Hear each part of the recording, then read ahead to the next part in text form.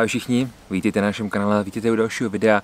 Jak jsme si slíbili minule ve videu, kde jsem vám vlastně říkal, co všechno jsem měl v Rakousku na sobě a jaký chyby jsem třeba udělal, tak dneska se podíváme, kde vlastně přesně jsme byli, kam jsme šli, řeknu vám nějaké doporučení a dozvíte se nějaké zajímavé informace, takže jdeme na to.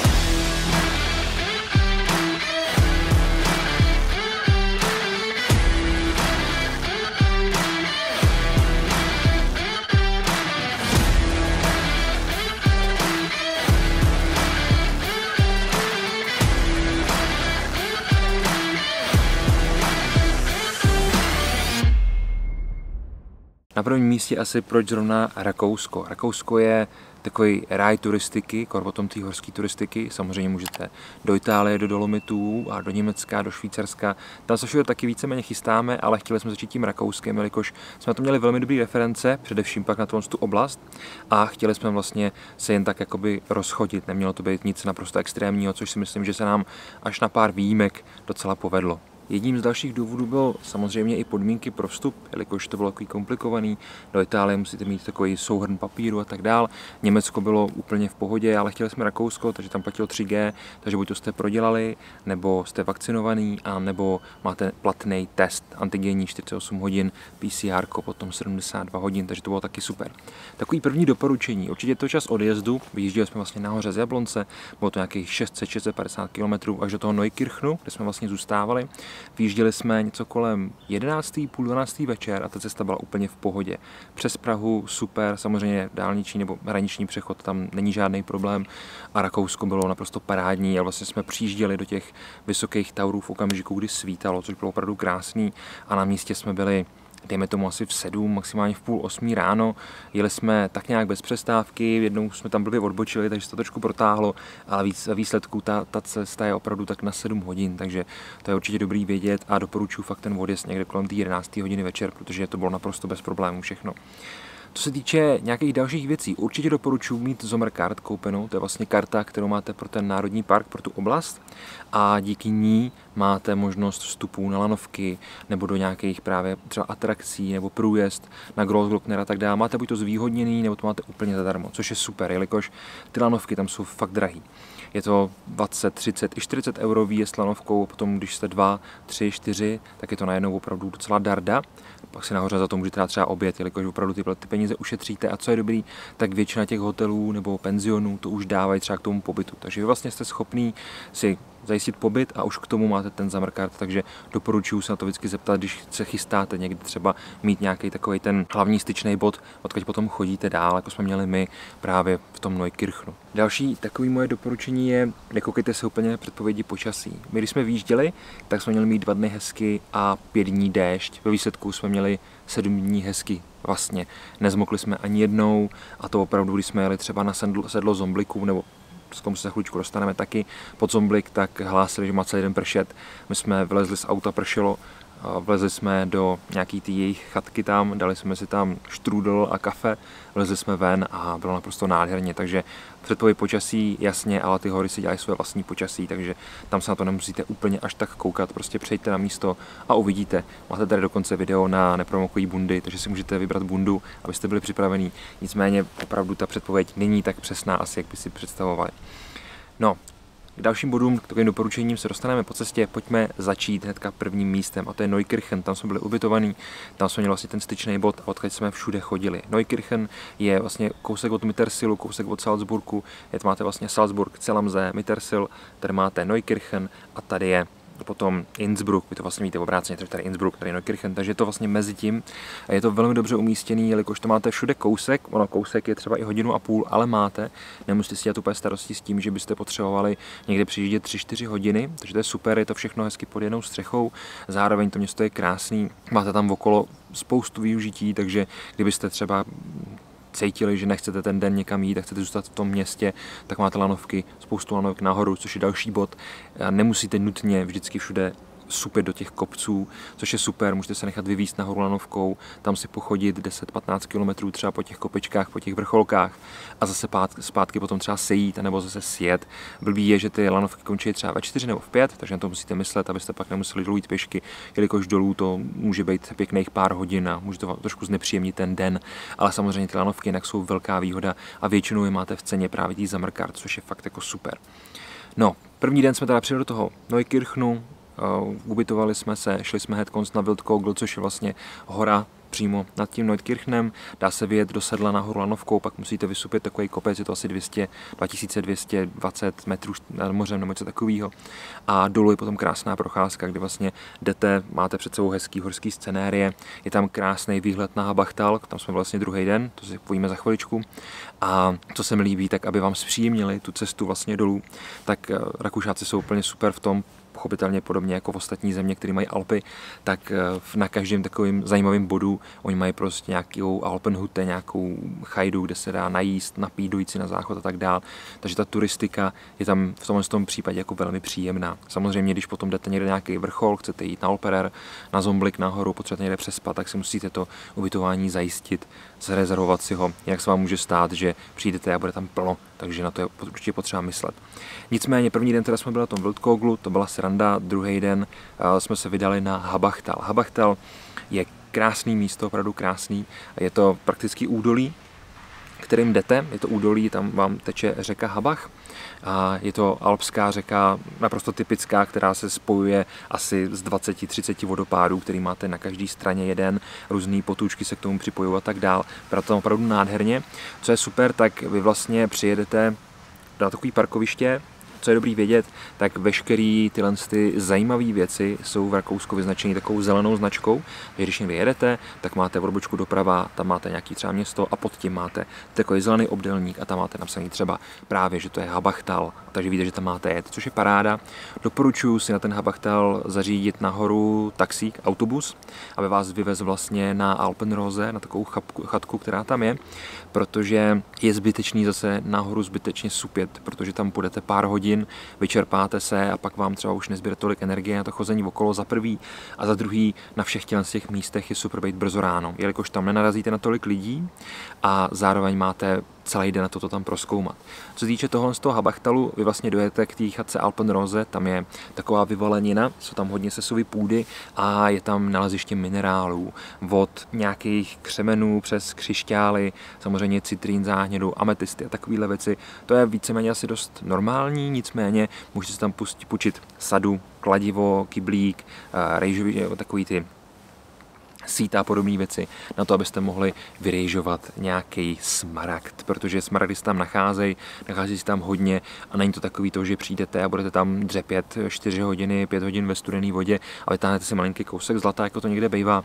Tady opravdu ty smaragdy se nacházejí. Nejsou to žádný nádherný kusy, který si zasadíte do prstínku nebo dáte si je na krk, ale jsou to jako rozumný, pěkně vypadající smaragdy od úplně malinkých takových střípků, který mají milimetr, až třeba po kusy, který můžou mít centimetr až 2. Z toho už se dá třeba něco vyrobit. My jsme tam našli během hodiny a půl, co jsme tam byli, jsme tam našli asi 10 kousků. Ty velký nejsou samozřejmě čistý, to krásný čirej smaragd, který by měl nějakou hodnotu, ale je to takový pěkný si zkrátka ten minerál odtamtať odníst, což je super. K tomu patří i smaragdová stezka, která tam vlastně vede.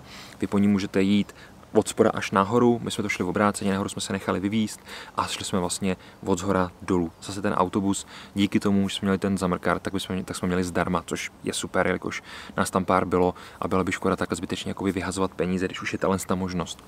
Takže prakticky vyjedete nahoru a před váma bude krásná cesta, kde máte potom takový kamenný moře. Teď s tím, že byly tam ty záplavy, tak to bylo trošku složitější, jelikož bylo hodně poničená silnice a hodně poničená i ta cesta.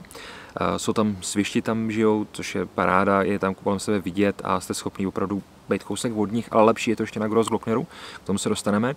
Nicméně vy jste vlastně schopný jít po té stezce od té Alpenrose dál, před váma je naprosto nádherný výhled na 3 vrcholky, ty se jmenují Habachscharte, ten má 2915, je to vlastně skalní hřeben, který se skládá jakoby z několika vrcholů. Je tam pak je tam Schwarzkopf, potom je tam ještě Platiger Habach, což je takovej jakoby další vrchol, vlastně všichni mají kolem 3000, je tam už vlastně hranice sněhu a vypadá to moc pěkně. Jdete vlastně k tomu, má to všechno před sebou, okolo vás jsou vodopády, je to nádherný, doporučuji se tam určitě podívat, stojí to za to. Dá se vlastně dojít až k chatce, která je nově postavená, tam se můžete dát nějaký jídlo, můžete se tam ubytovat a můžete dojít i k troskám té staré chaty, která tam je jakoby ponechaná, to je něco asi kolem 2400-2500 metrů nad mořem. Dá se tam dojít, je to štreka, dejme tomu asi na 3-4 hodiny, ale vypadá to pěkně a stojí to za to. No, ten den už jsme potom ukončili, vrátili jsme se zpátky vlastně pěšky dolů. My jsme to dělali tak, že jsme většinou nahoru někde se třeba nechali přiblížit, pak jsme tam chodili a dali jsme si třeba někde oběd a odpoledne jsme potom strávili tím, že jsme se vraceli zpátky třeba k autu nebo právě k nějakému styčnému bodu, odkud jsme pak pokračovali dál. To byl teda druhý den. Co se týče třetího dne, tak tam jsme zvolili výlet k Weissensee. Dejte si pozor, když to budete zadávat, není to Weissensee, ale je to Weissensee, je to vlastně dvojité V, E, I, S, E, E. Je to takový trošku složitější, oni to píšou vlastně s tím šarfes S, s takovým tím Bčkem, s tou betou. Takže takhle se to píše.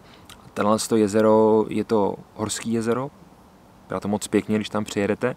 A ta cesta tam k tomu trvá zhruba 1,5 hodiny, kde dorazíte vlastně na parkoviště a necháte se lanovkou, která má vlastně jednu pauzu, jakoby jeden přestup, vyvízt až nahoru k tomu Weissensee. Zase tam můžete vylízt, přijde mi to zbytečný, jelikož nahoře je to spousta k vidění a nerad bych se vyčerpal právě tou cestou nahoru. Takže vyjedete nahoru, necháte se tam vyvízt a tam se můžete krásně projít. Je tam hotel, zase tam můžete dát nějaký, jelikož je to samozřejmě lyžařský středisko, takže tam můžete dát oběd a okolo se dá krásně projít. Potom je tam ještě druhá lanovka, tu máte taky zdarma v rámci té Summercard. A tahle lanovka je dvousedačková a je to už takový trošičku adrenalinový, jelikož to je klasická lanovka, nic, žádná uzavřená kabinka a jedete vlastně nahoru pod vrchol, který se jmenuje Mädelskopf, má asi 2700 metrů, něco takového a ten kopec prakticky máte vlastně potom, když přijdete tak po levé straně nahoře tu horu a můžete se chodit tam po takových skalištích, vypadá to moc pěkně, je tam samozřejmě už sníh všude, takže si dejte pozor, abyste se nepropadli, což se mi taky stalo a dá se tam opravdu nachodit pěkných pár kilometrů a máte okolo sebe nádherný scenérie, který prostě vypadá jak z fotobanky. Je to tam fakt krásný. Pak jsme si jeli dolů a jeli jsme se podívat na Krimml vodopády, Krimml Wasserfall, což jsou vlastně moc pěkný přírodní vodopády, které jsou kousíček za Neukirchenem zase na druhou stranu. Vždycky vám sem hodím mapu, abyste viděli, kde to je. Hodím vám to samozřejmě i dolů do popisku. A tam je to o tom, že tam přijedete, necháte auto na parkovišti, dojdete si k tomu a můžete se projít trošku okolo, ale je to tam opravdu krásný, jsou to nádherný vodopády a stojí za to je určitě vidět. Následující den byl trošku náročnější, jeli jsme na Großglockner a Pasterze Glacier, což je vlastně ledovec, který u toho Großglockneru je. Co je zase super, tak vy máte skvěle posazený výchozí body. Nemusíte chodit dole, když jdete třeba na sněžku, i když poměrově to bude dost podobný. Nicméně vy vlastně začínáte tu svoji cestu třeba ve 2000 už, což je super.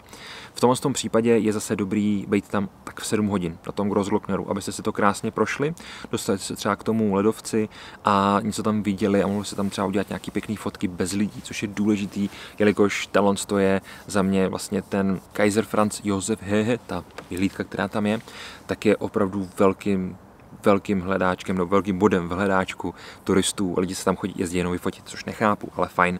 Jde o to, že vy vlastně musíte vyjet brzo ráno, abyste tam 7 hodin byli, musíte projet skrz národní park, je to vlastně taková poměrně dost vysoko postavená silnice, krásná, udržovaná, se toho nemusíte bát. Vstup tam je nějakých 35 €, tady neplatíte Summercard, takže tam vyjedete a projíždíte to vlastně až nahoru. Přijedete tam, my jsme tam byli první nahoře a stálo to fakt za to. Sice jsme neviděli Großglockner, jelikož bylo opravdu hodně oblačno, ale za to jsme viděli jako krásný scenérie. Co nás mrzelo, tak máte 2 možnosti.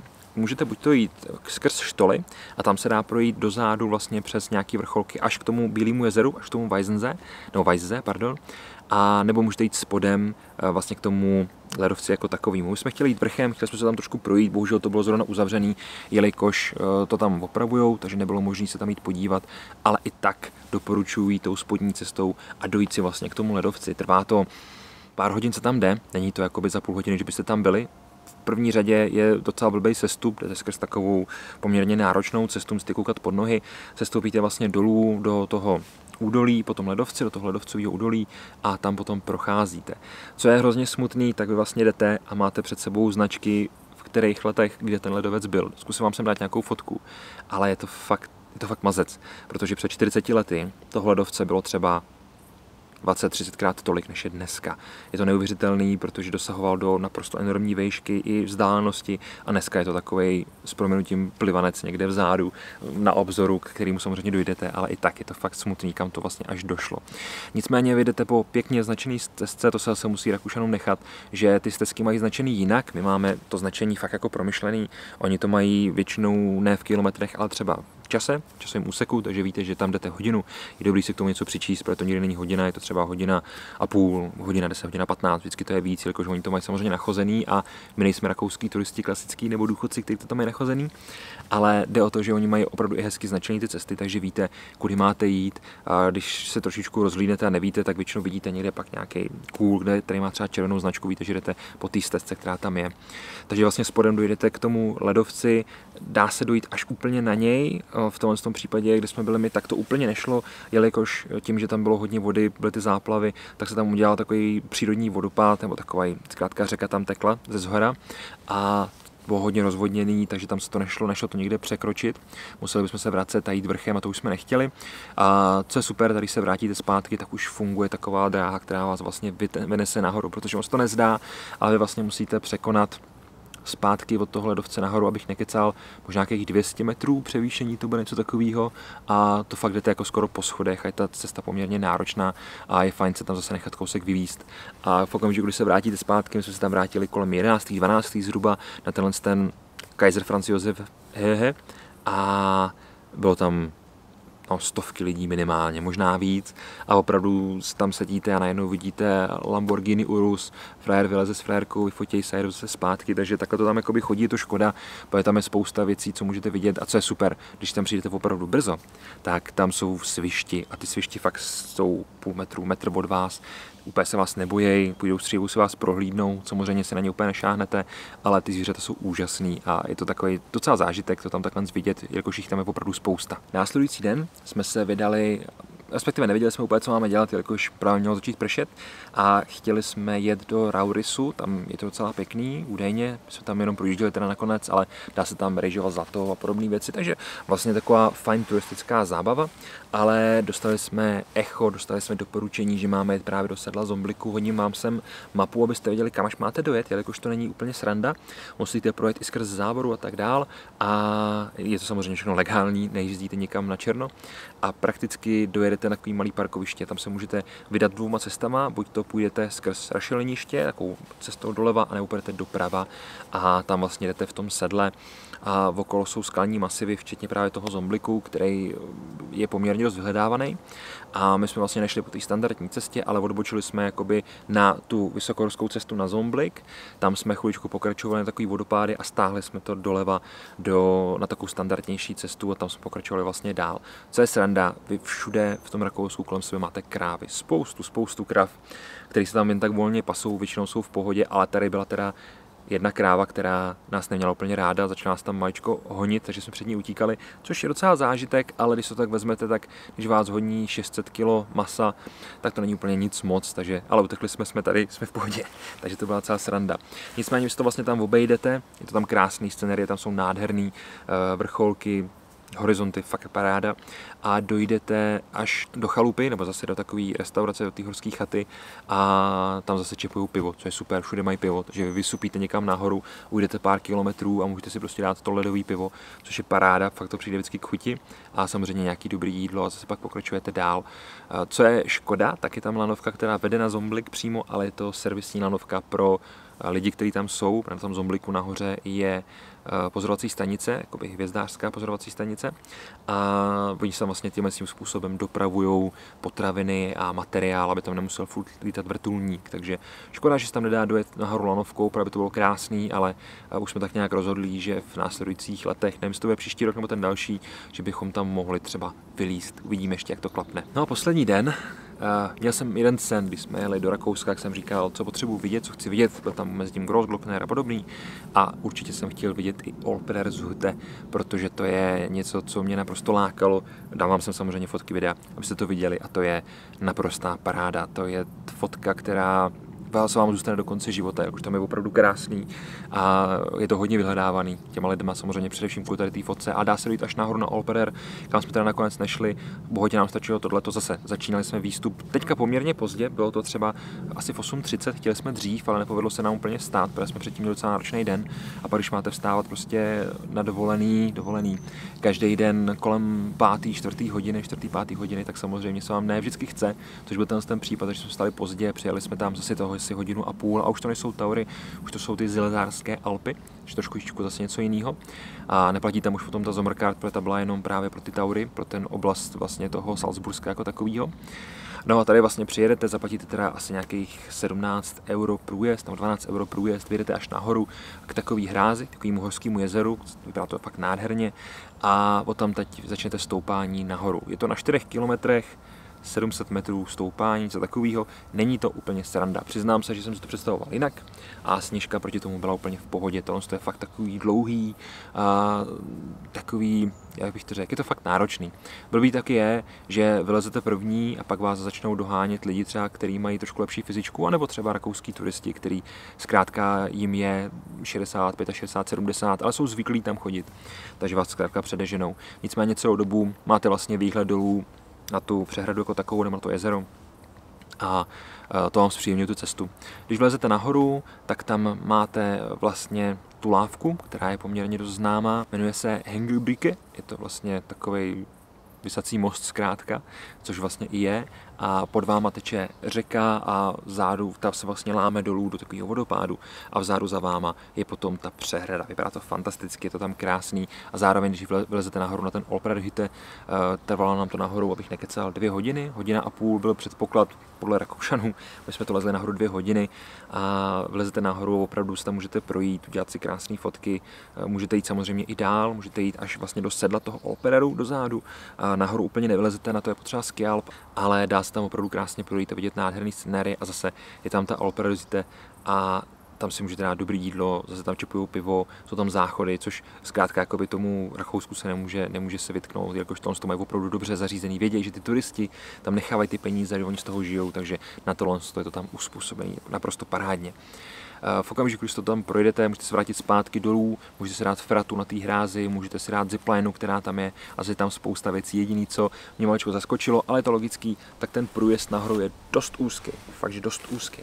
A vy musíte třeba čekat 20 minut, než projedou ty auta proti vám a pak jako vy můžete jet až vy. Takže to je takový jediný, že jsme byli vyřízení a chtěli jsme už jet domů a měli jsme to domů 1,5 hodiny, až jsme 20 minut tam čekali, takže to bylo takový jediný. Ale jinak cesta krásná, nahoru výstup taky krásný, sestup dolů super, bolí vás z toho nohy, jo, tomu prostě patří, ale stojí to za to. Poslední den vlastně, to už jsme se vraceli, ráno jsme vstali a zabalili si, udělali jsme checkout, jako je hodně early checkout, odjížděli jsme asi v 7 hodin a jeli jsme do Hallstattu. To už je potom taková trošku městská turistika, to není nic, co by tady asi zajímalo nějaký horaly, nicméně to město je naprosto ikonický, opravdu krásný, můžete se tam projít, tam dát něco k jídlu dobrýho a co je super, tak vy si můžete vlastně vyjet lanovkou nahoru na takový kopec, takovou horu a tam jsou solné doly, můžete se projet v tom solném vozíku a tak dále. Tam jsme nakonec nebyli, jelikož to byla cesta zpátky a chtěli jsme domů dojet rozumně, ale příště tam určitě zajedeme na nějaký delší období, protože tohle je další časový úsek, si necháme na to, protože tam vypadalo, opravdu to tam vypadalo moc krásně. A co je super, tak je to vlastně ve skalním masivu, kde se nachází Dachstein, takže kdybyste chtěli, tak si můžete klidně vyjet nahoru na Dachstein. Samozřejmě to už trošku náročnější, ale stojí to za to. No přátelé, a to bude asi všechno. Kdybych se měl zhodnotit, dovolená fantastická, spousta krásných fotek, nachodili jsme dohromady, nebudu říkat, že stovky kilometrů, ale určitě jakoby každý den jsme nachodili minimálně 15 kilometrů, což nahoře potom po těch vrcholkách je samozřejmě něco trošku jiného, než když stojete někde dole v nížině, ale i tak prostě to stálo za to, bylo to krásný a jsem rád, že jsem to mohl prožít a určitě se těším na příští rok, kde chceme jet buď to na to samé místo a projít si něco dalšího, a nebo možná dolomit něco podobného. Uvidíme ještě, jak to vyjde, takže určitě se máte na co těšit. Přátelé, nechal jsem vám tady všechny možné informace, dole vám samozřejmě to ještě shrnu, podívejte se do popisku, kdyby vás cokoliv zajímalo, hoďte mi sem komentář, to video bylo zase trošku dlouhý, snažím se vám ho rozdělit vždycky na ty úseky, takže se klidně podívejte, dole si to můžete proklikat a to bude asi všechno. Děkuji moc za vaši pozornost, mějte se krásně a já se na vás budu těšit někdy příště u dalšího videa. Ahoj.